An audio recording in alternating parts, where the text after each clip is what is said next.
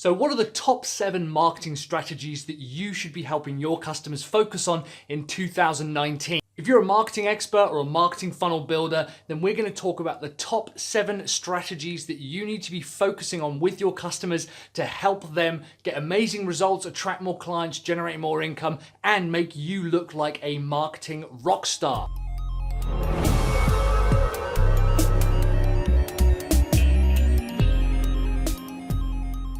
Hey funnel builders, Mike here from Sell Your Service. If you're new here, consider subscribing. I help funnel builders like you earn as much as you want by producing new video content every single week. I've got some free training down below on finding your first marketing funnel customer. But in the meantime, let's jump into the top 7 marketing funnel strategies that you can use with your customers in 2019. So the biggest thing that we have to deal with as marketing funnel builders and as marketing agencies and marketing strategists and marketing specialists and marketing experts is that we have to choose marketing funnel strategies that work for our customers. We also want to choose strategies that they're going to want to buy. It's no good approaching them with a strategy that they're not interested in or that doesn't appear to benefit them or generate them any kind of result. It's also really difficult to know which marketing strategies will actually work in 2019, which are considered outdated, which haven't been fully battle tested yet, and how to ignore all of the noise that's out there and focus on one of these 7 strategies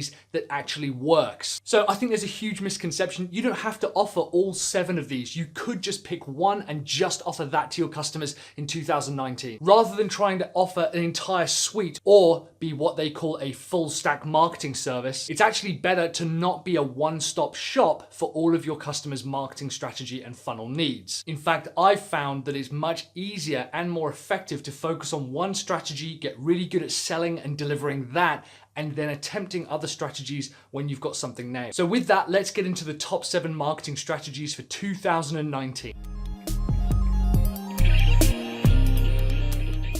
So number 1, upsell opportunities, or upsell ops as we also call it. This is where you take a customer's current CRM and lead database and identify opportunities to upsell to current customers. We'll take a look at who has currently bought from them and who their customer database is. Even if they've only got 1 customer or they've got 1,000 customers, people who have already bought from someone are more likely to buy again than a brand new lead. So my top marketing strategy for 2019 is to identify current customers within my customers database and look at upsell opportunities. This means upselling them or cross-selling them to products that they haven't yet bought, but because they already have a relationship with the customer, we find that we can almost immediately generate some return and some revenue going straight into 2019 with, frankly, a pretty simple audit. We'll look at who's bought previously, generate a CSV list or an Excel list, and either get their sales team or an email marketing campaign to push products to those current customers, reminding them that we're still here. Number 2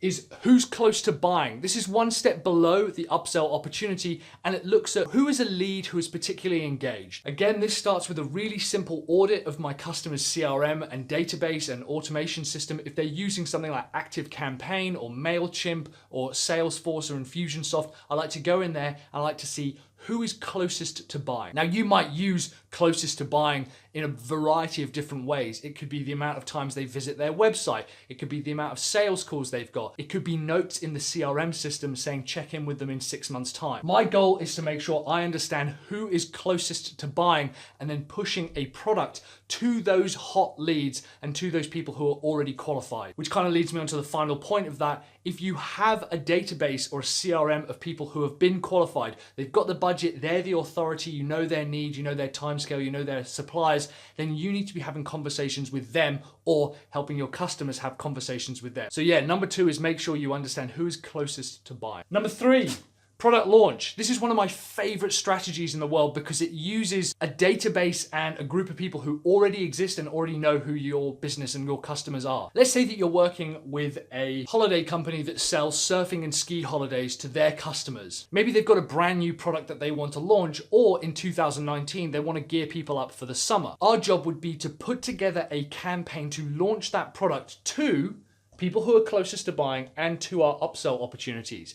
If we can launch a new product to people who have already bought, that's a really fast way of generating a return and generating revenue. It's also a really good opportunity to create some new sales content, some new traffic driving content, and some new promotional content like adverts. This is when you can start reaching out to influencers and getting them to talk about your product and review your product or your customers' products, as well as having the opportunity to generate some new revenue from a new SKU or product line from previous customers or people who have already bought. A little bonus tip on this particular point would be to look at increasing the price of the next product. If most people have bought a $2,000 or $5,000 product, add a 0 on or times it by 5. Try to sell them a $25,000 product and upscale the size of the product that you're then launching to that current market. A really funny phenomena that tends to happen is if someone hasn't bought our midline core product, $1,000 or $20,000 or whatever it might be, we tend to think, well, they'll never buy anything bigger. And that's often not the case. Often when we come up with brand new products that actually are more expensive than the previous ones, a certain proportion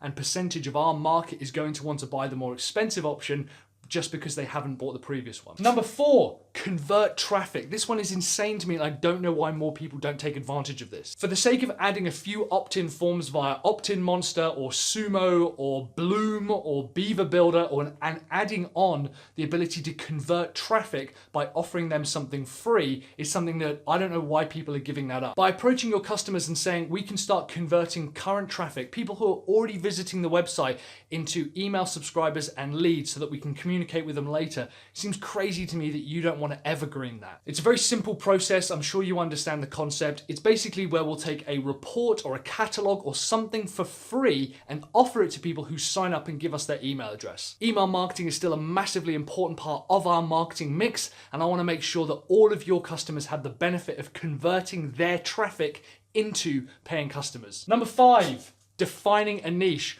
Coming a little bit left field here, one of the most important strategies I believe that 2019 is going to offer us is the ability to help our customers define a niche. Something that's been really beneficial to us is taking a bit of a step back with our customers and saying, okay, who are we really doing this for? Like, why does this matter? Why does this product work? Why does this product work in this market? And identifying the niche that we're creating. We've even gone a little bit further with workshops. We've taken customers away and gone on kind of like weekend getaways with them to define their niche and understand their category. But this is a little bit of a left field and it might be worth approaching your customers with. If they're really struggling with making a dent in the marketplace or really defining their place within a product hierarchy, it might be an idea to say to them, well, why don't we take some time to really define your niche? If they can define a niche and thank you for the opportunity of defining that niche with them, they're going to be forever grateful. And it's something that you're always going to have with them. Define a niche. Again, a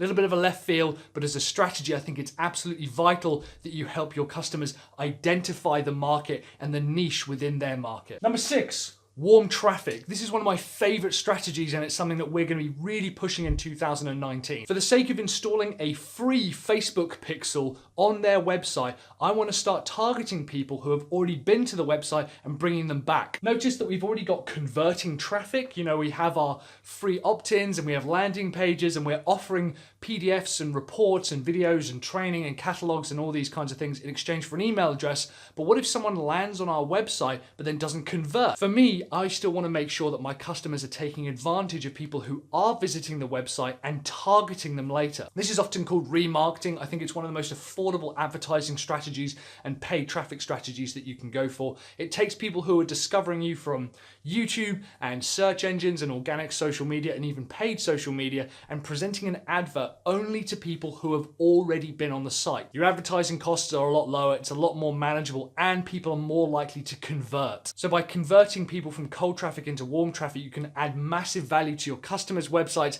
and your customers' funnels simply by adding a pixel from Facebook. And finally, number 7, killer content. I believe that 2019 will be the year where long-form, high-quality killer content is promoted and celebrated as helping people position themselves as a market leader. Killer content is the biggest reason that businesses position themselves as experts within their field. If you help your customers write a 10,000-word blog post, they're going to want to drive traffic, which is going to help you convert traffic as well. It's also going to help you launch new products as well as convert people who are close to buying.